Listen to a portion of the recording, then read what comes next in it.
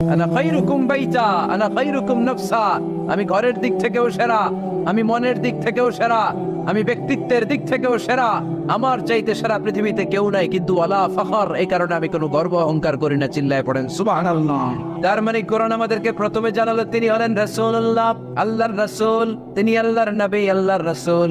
দ্বিতীয় পর্যায়ে কোরআন আমাদেরকে জানালো তিনি হলেন শেষ রাসূল, শেষ নবী। দ্বিতীয় পর্যায়ে কোরআন বিশ্ব নবীর ব্যাপারে আমাদেরকে ইনফরমেশন দিল, তবে তিনি মানুষ ছিলেন। আল্লাহ ইরশাদ করছেন, ওমা আতাকুমুর রাসূলু ফাখুযুহু ওমা নাহাকুম আনহু ফান্তাহু। তোমাদের নবী যা নিয়ে এসেছেন ধরো, যা নিষেধ করেছেন ছাড়ো, কারণ তিনি তোমাদের মডেল। আমাদের মডেল কোনো কবিরা না, আমাদের মডেল হচ্ছে নবীরা, ঠিক কিনা? নায়ক নায়িকা, গায়ক গায়িকা, ক্রিকেটার, বিজনেস ম্যাগনেট, এরা আমাদের মডেল নয়। আমাদের মডেল হচ্ছে বিশ্বনবী মুহাম্মদ সাল্লাল্লাহু আলাইহি ওয়াসাল্লাম। ইউরোপে বর্তমানে এই নামটা সবচেয়ে বেশি জনপ্রিয়, MUHAMMAD। সুবহানাল্লাহ পড়বেন না? সবচেয়ে জনপ্রিয় নাম কি?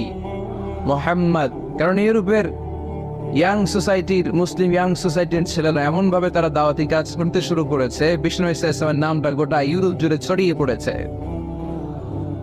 কিছু ছেলে ক্লিনলিনেস অ্যাওয়ারনেস ক্যাম্পেইন করেছে, পরিচ্ছন্নতা অভিযান, যেখানেই ময়লা ক্লিন করে, কিন্তু কোনো কথা বলে না। প্রত্যেক একটা টি শার্ট গায়ে দেয়, একটা গেঞ্জি পরে, ওই টি শার্টের পেছনে লেখা থাকে MUHAMMAD, মানে কি?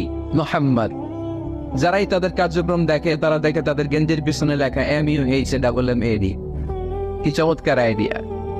ইউরোপিয়ান লোকদের মাথায় চিন্তা, কারা এরা, এত ভদ্র কেন, কেন এত পরিচ্ছন্নতার অভিযান করে, আর তাদের গেঞ্জির পিছনেই এই শব্দটা লেখা কেন, MUHAMMAD? Who is this personality? We don't know anything about it. আমরা তো কিছু জানি না ওনার ব্যাপারে। Then they search in Google. তারা গুগল করে, ইন্টারনেটে সার্চ দেয় মুহাম্মদ লিখে, ইন্টারনেট তাদেরকে মুহাম্মদ সাল্লাল্লাহু আলাইহি ওয়াসাল্লামের জীবনী দিয়ে দেয়। তারা মনের অজান্তে বিশ্বনবীর জীবনী জেনে বিশ্বনবীর আশিক হয়ে যায়, বিশ্বনবীর প্রেমে পাগল হয়ে যায়। যাদের নসিব ভালো, অনেকে কালিমা পড়ে মুসলমান হয়ে যায়। এজন্য বিশ্বনবী সাল্লাল্লাহু আলাইহি ওয়াসাল্লাম তিনি হচ্ছেন আমাদের মডেল, ঠিক কিনা?